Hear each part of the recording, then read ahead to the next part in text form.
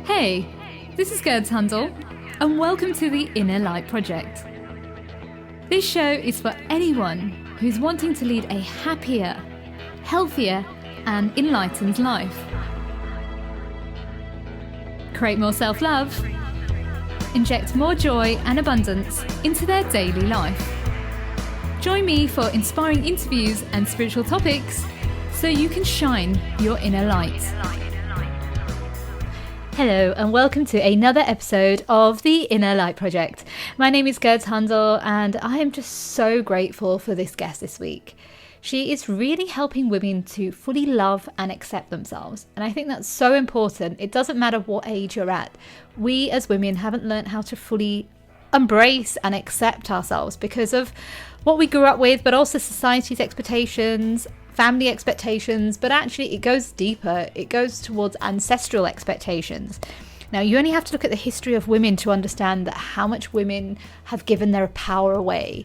You know, there was a time where women did not have the right to vote, have their own bank account, to work, to be independent, to have a car. And here we are now. Women are just accelerating exponentially. They are getting more degrees than ever before than men.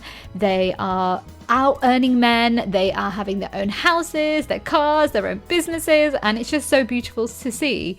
However, there's still that lack of self-love and acceptance within many women.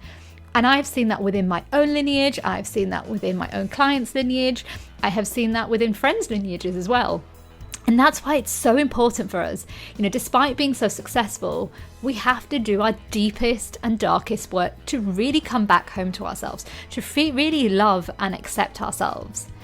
And that's what Peggy Malone is doing. She's helping women over 40 to really lean into that magic and be in their midlife, but in such a beautiful and joyful, adventurous and playful way, where they can start to become curious again about their life and where they want to head. Dr Peggy Malone is a chiropractor turned life coach, and she's helping so many women to just embrace their beauty from within. Hi Peggy, I'm so grateful to have you on the show and thank you for joining us today. Thank you for having me. I'm so excited to be here. Oh, bless you. I would love to know, what was your life like before you became a life coach? Well, before I became a life coach, I was, and actually I still am, a chiropractor. So I've worked as a healthcare provider for 22 years. And in that time, I helped people that had back pain or knee pain or whatever discomfort they would come in with. But the thing that I found the most intriguing and the thing I love the most about being a chiropractor is that I got to have relationship with my patients. Like I got to know them, about what their thoughts were, what their goals were, where they were struggling. And then I took those pieces of being a chiropractor and they transitioned nicely into my job as a coach, where I got to sort of thrive in a place where I had more time and more space to explore those parts of the relationship that I really liked. And it seemed to be that just naturally I had this ability that attracts people to want to tell me stuff about what's going on for them. I could create the space with curiosity to allow them to explore it. And so that was the transition from being a chiropractor into being a coach. So that's sort of the before and after, even though it was more of a shift versus a before and an after. Oh no, I love this and I completely relate with you. Being a former journalist, that's my whole life. My whole life, wherever I would go, I worked in a pharmacy when I was at university and people would tell me their problems and I'd be like, oh, okay, and naturally try to solve them. And I think when you naturally have that gift, which you have and both of us have, we are drawn to then ask questions and we're curious. We want to kind of understand like the human mind. Why is this happening to this person? What can we do to help to fix them? So it's guess we both ended up in the health kind of world because I was a health journalist as well. But not knowing that we were here to be coaches. Yeah, it's kind of neat to see how it shifted. I personally love always to scratch the itch of why am I the way I am? And then so that translates to when I'm talking to other humans, I'm always curious to know about why they are the way they are. And I'm also curious to see if they're open to going down that path as well, which is where I think coaching fits in beautifully. I love it. I love it. So, you know, you'd always been a chiropractor and then suddenly you had that itch. When was the shift happen? When did the shift happen for you? The shift, well, so I'll give you like the big picture. And I know that this is something that in your world when you work with a lot of the humans you work with who have been through traumatic experiences. So the experience that happened for me and my husband is we went through a decade of infertility, trying to have Oh. children. And we ended up through a lot of spending a lot of money, spending a lot of time, a lot of tears, having Mm. 5 pregnancies and 5 losses. Wow. And we got to the end of that journey.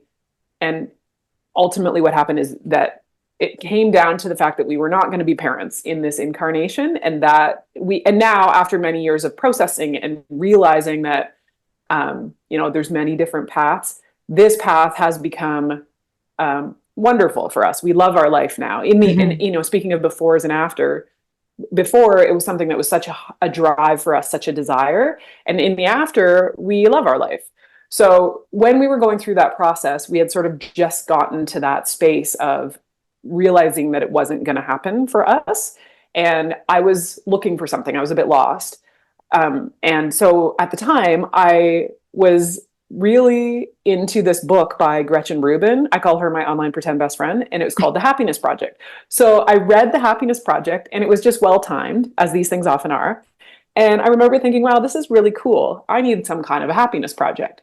And so a friend of mine and I started a podcast, and that was back in 2018. And at the time, I was doing it for myself. I was interested in how could I improve? How could I find happiness? How can I scratch that itch of why am I the way I am? Is there a way to work through this? And that was sort of the impetus for it all. And then a couple of years later, of course, the global pandemic happened, as everyone might remember.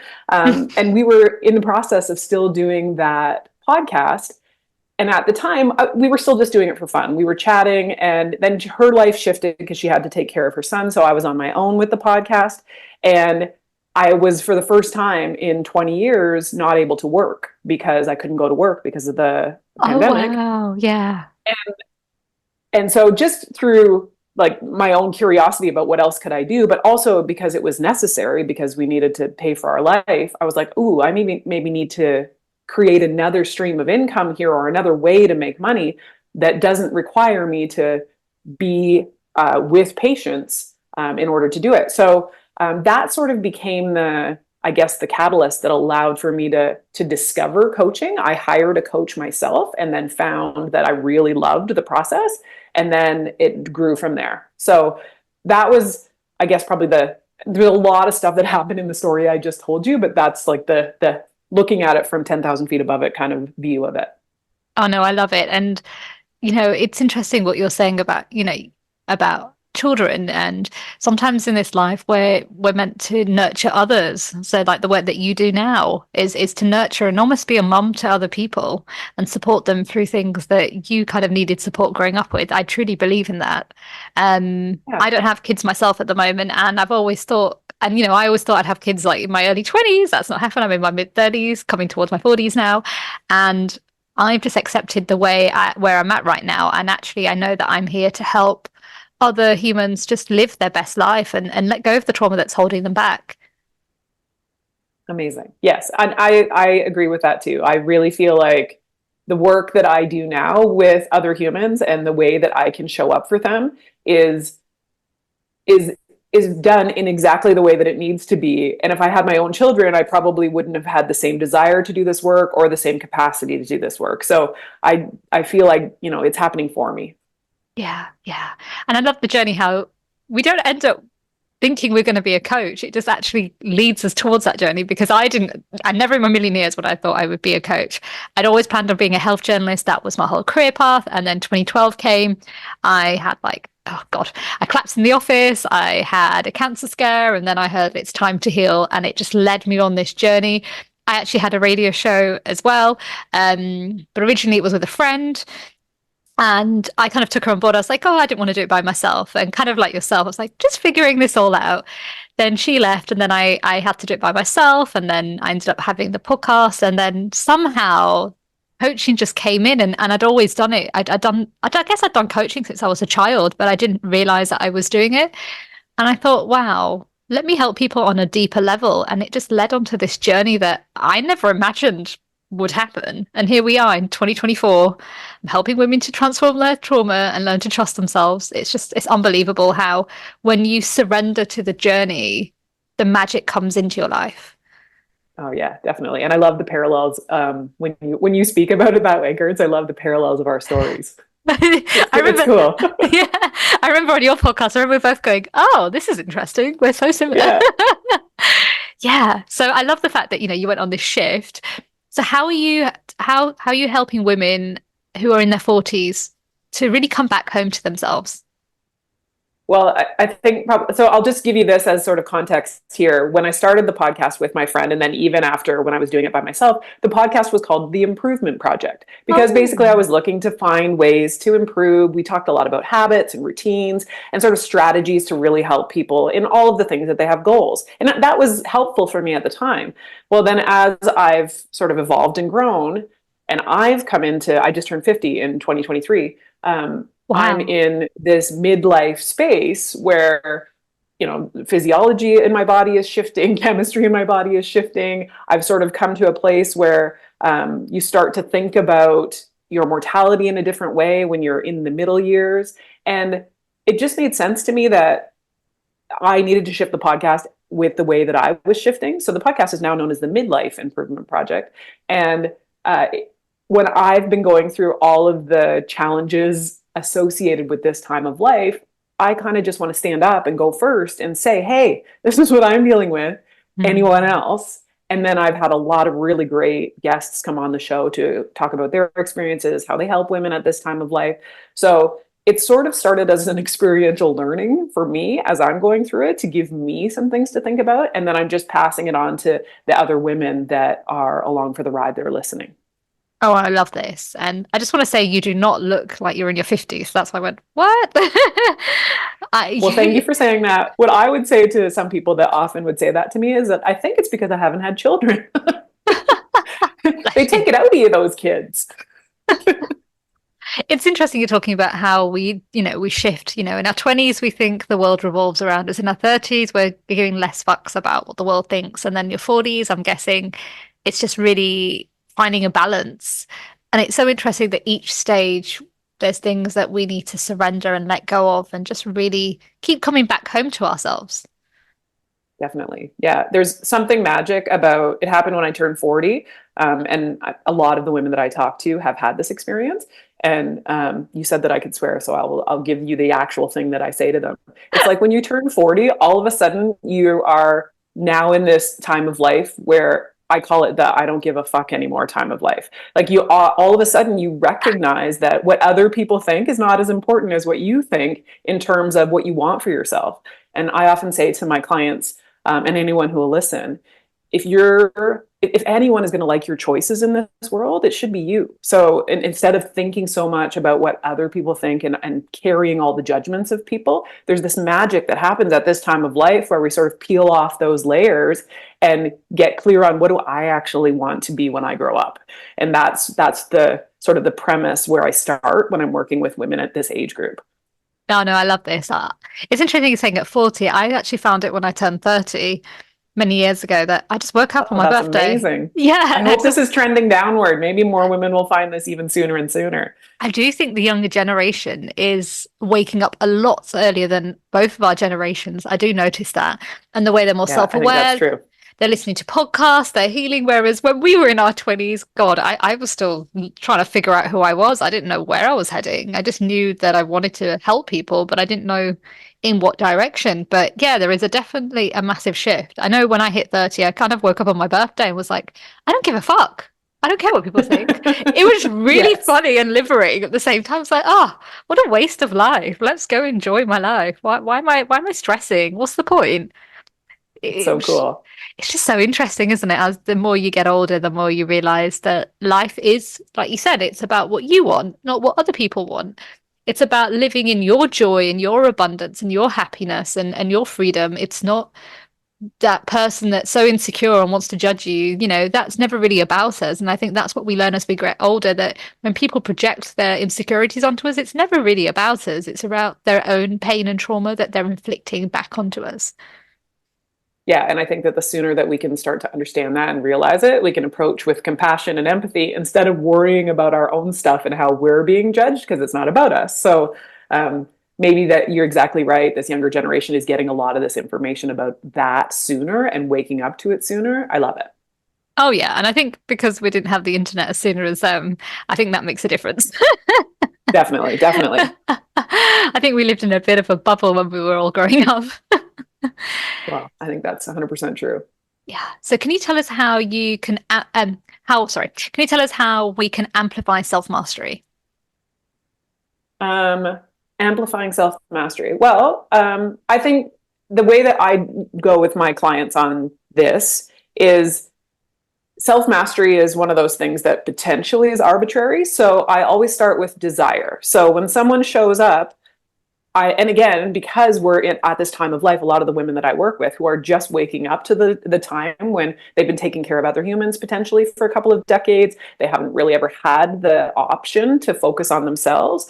They get to decide now, what do you want to be when you grow up? What is it that you actually want to do with your life? What do you need for you? How do you want to take care of yourself? So we start with their desires and their goals. And then from there, self mastery is also based on what does that mean for you. So self mastery according to who? It's basically just allowing them to wake up to this idea of, and I always, this is funny and it's going to date me, but when I was a teenager, I loved the movie Pretty Woman with Julia Roberts. So most people know I this loved it. movie, I loved it. even if they're younger. So Yeah. she was like sort of a feminist entrepreneur of sorts. Like her product was maybe troublesome, depending on who you ask. But what she said in this movie was, I say who, I say when, I say how much. And this resonates for me for women who are waking up to what's possible for them. So I often will use that quote from that movie when somebody's questioning what it is that they want in this life. And as you asked, self-mastery, I always come back to, you get to decide. I say who, I say when, I say how much. What is it that you want? Where do you want to go? Let's help you get there. I love it. And I think it's interesting what you're saying. And I loved the movie Pretty Woman. Funny enough, I watched it the other week again. It's been a long time, but yeah, I know when I look back, some things I'm like, oh, that's so sexist. And then some things I'm like, wow, that's so empowering for that time. And it's Yeah. just interesting to see how situations were back then and how liberating we could be if we allowed ourselves. But a lot of people were too busy judging to actually understand the empowerment version that you're saying that we're now kind of living. What was the reason I was going to say? There was a reason for this. I've completely forgotten. We started with a question about self mastery, and then I went back to Pretty Woman. So I don't know if that brings you back to where we are. That's fine. It'll come back to me. Oh, yes. Now I remember. So what I have realized over the years is that the reason women are so afraid to put themselves first and slow down and listen from within is because there are so many layers, generational, ancestral, cultural, societal layers that have been labeled on women. And we don't always understand how to listen to ourselves because we've got not just our mums, our grandmothers, our great grandmothers. We've had the cultural fear and shame dating back to like witches and all those kind of generations back where women were shamed for putting themselves first. It was always about women putting themselves secondary. And I feel like with the older generation, like my generation, your generation, we are peeling off those layers daily because we're now realizing that we can put ourselves first. We can allow ourselves to do whatever our heart desires.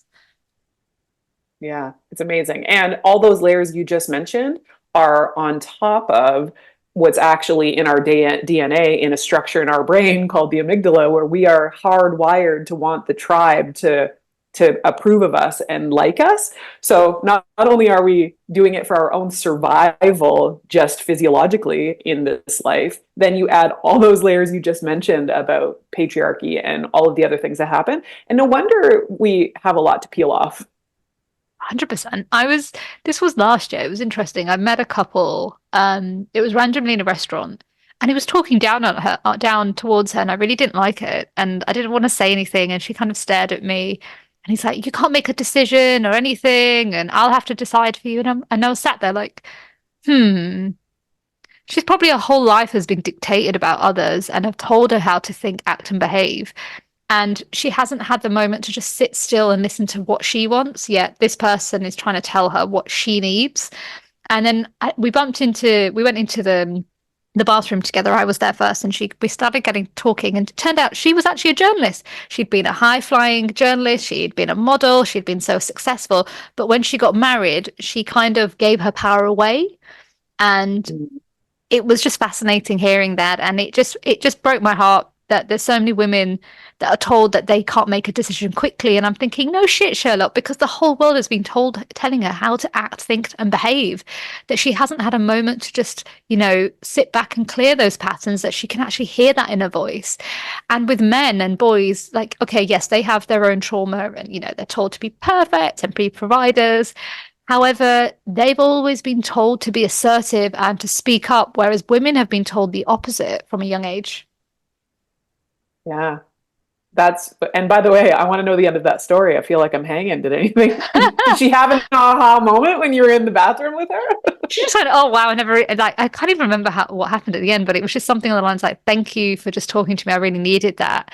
And I was just like, we women are so strong, just trust in yourself more, and get the help that you need. And she just thanked me, and then I went on her journey.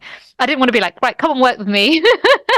I wasn't called to it. That's so cool. And I agree with you. There's something about that's so powerful about just peeling back the layers to actually listen to the inner voice that's been there all along, but we haven't really been paying attention to it because of all of those things that have been placed upon us for generations. It's the work that you're doing, and it's the work that in a slightly different way I'm doing, allowing women to listen for what it is they actually what do you want?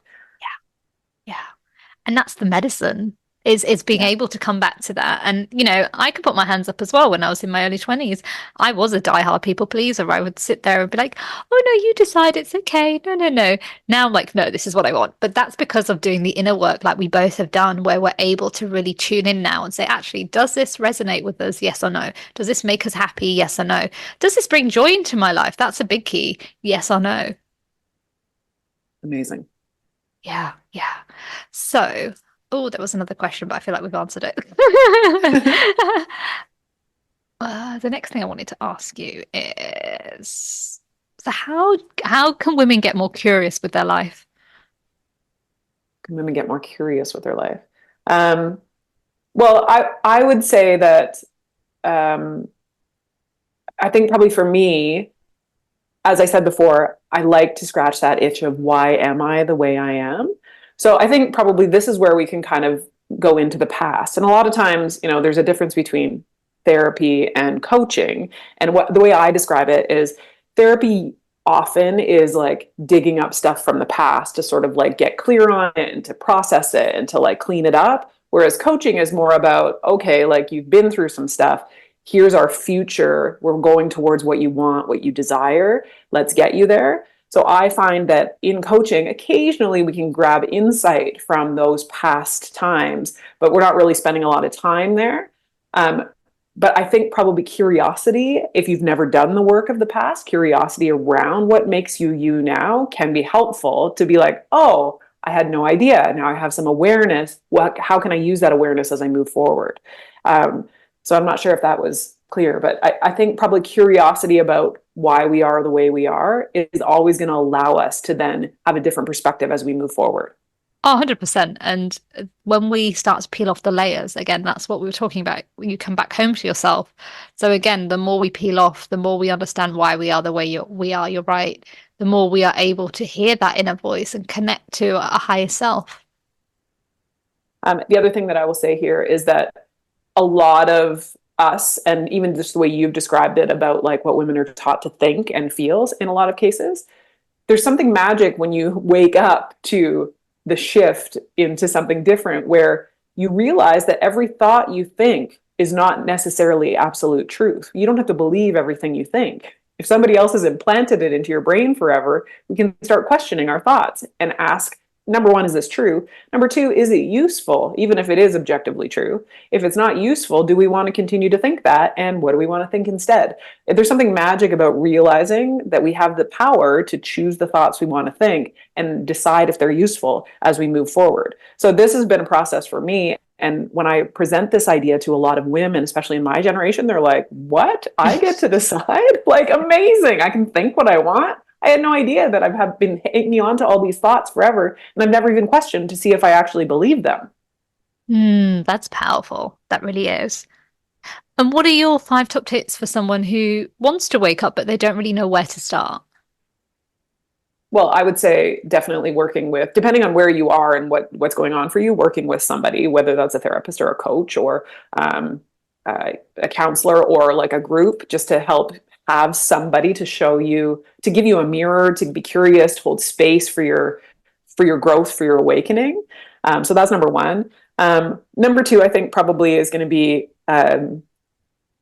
getting to a place where you can feel less care about what other people think. Like once you sort of stop caring about what people think, it allows for freedom to decide what you want to do next. Um, what else? What else do I want to say here?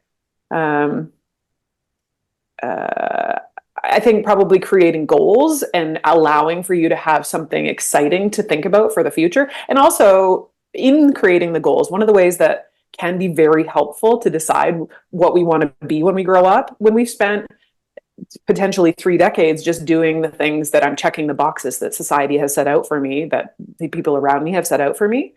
I can go back to when I was a little girl, and I always find this fascinating, and this is like a little bit woo, but like you go back to when you were a little girl before you got your first period, because in midlife, when we have our last period, we sort of like come to a place where we're like, all of the years in between, our worth according to society was our ability to have children and mother, and then we can sort of like do the things we want to do on either side of it. So when you were a little kid, you had dreams about what you liked and what you loved and what you wanted to be when you grew up and the things that really lit you up. And then you sort of came into the years where you were doing what you were expected to do. And I'm saying this generally, but I think this is, it holds.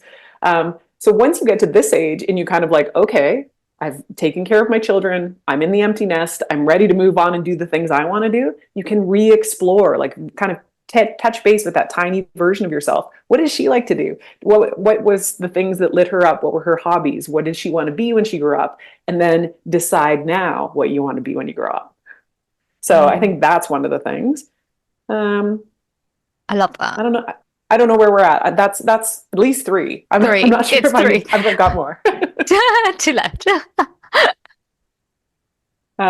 Yeah, and I guess probably I would say and I think probably this is one of those things that a lot of women in general struggle with. It's about, a lot of women will say to me, I just need to find the balance. I have all these things in my life and I need to find the balance. And I ask them to picture like a circus performer that's holding on to spinning plates. And the more that you try and add more plates to get the balance, things drop. So it's not about balance, it's about priorities and boundaries. And I think probably because for a long time we've been told that I say who, I say when, I say how much. That's about creating boundaries as we move forward, getting to decide what you want to do, getting clear on what you will tolerate, what you won't, what works for you, and having boundaries around your time, around your space, around your self care, around your thoughts, around your relationships. These are things that a lot of times women have never even considered. And once they actually can put some boundaries into place, it allows for them to have more inner peace. It allows for them to enjoy the next many years. Oh, I love that. And I love, interesting that you said about the period thing. I kind of had a, like a flashback. Oh, okay. Tell me, I'm Um, interested. I kind of look back and go, oh, why did people say that? So when I had my first period, um, interesting, my grandma had popped over and I just said to my mum, I think I've started my period. And my grandma said, oh no. And so she built a fear about periods to me, like that's it, you're entered womanhood. And I think we should celebrate periods. Okay, like congratulations, you're entering a new stage of your life. This is part of a new chapter for you. I feel like I don't know if you had it, but I felt like periods were seen as shameful and sinful growing up, but actually there is so much beauty about it. And actually, if we honored it, then our cycle seemed to be a lot better. Oh, 100%. I think that you were talking about the layers that various cultural things have happened over the years. Like when you go back to sort of when there was more pagan matriarchal kind of societies, it was always ritual and celebration, just like you described. And then we Yeah. add a patriarchal layer over top of it, and it became shameful. It's like instead of being 13 moons, we had 12 months. The church got involved. It was, I think all of these are the layers that like take away from the power of women in general, and celebrating women in general as they come into their power with their period, and then also when they come into a different stage of power when their period ends. So I think this is something that probably we could talk about a ton, but there's definitely magic in celebrating and creating ritual around the different stages of women's lives. Oh, 100%. And it's so interesting what you're saying, because even back then, women were the decision makers within their communities. They were the people that everyone came to as their guides and their supporters. And then patriarchy came in and said, right, you must now fear us. We're going to burn you to the stake if you don't listen to us. So all these temples just were abandoned. But actually, Yeah. women have always been intuitive, always been in their goddess energy. We've just lost it at some point, and we are now that generation that are waking up and saying, you know what, we know those powers and magic, and we need to just shift into it. That's why there's women making more money than ever before. We're living in such a beautiful time where women are really becoming freer. They're saying no.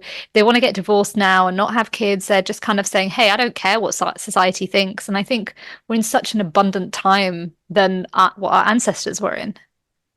Oh yeah, it's awesome. When you were saying that just now, I got like the goosebumps. There's that feels true to me. I love it. Yeah, even me, as I was saying, I was like, oh, goosebumps. Oh, hello. But it's true though, like we are in such a beautiful time. The fact that, we're having this conversation right now, this would have been impossible 30 odd years ago. The fact that we can No. talk across the world and have these conversations, like there's so much magic in the world. I know there's so much chaos happening in the world right now, but there's so much magic that we can create as women and allow ourselves to really be free is to do the work from within. And when you do the work from within, you really do set yourself free, like both of us have done. Yeah, it's amazing. What are you most grateful for? Um, I'm grateful for my people.